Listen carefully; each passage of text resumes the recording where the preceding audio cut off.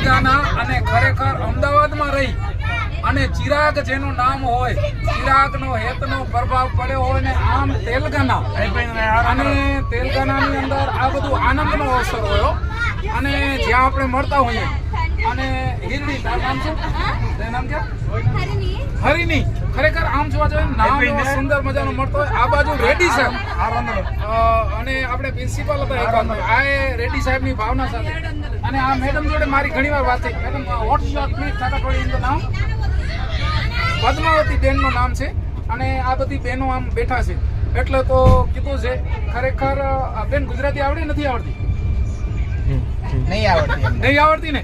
ધીંગી ધરા છે કચ્છ દેશની, ધરા વિના ધાન ન ઉપજે, કુણ વિના માળું ન હોય, જેહર જખરો ઉપજે.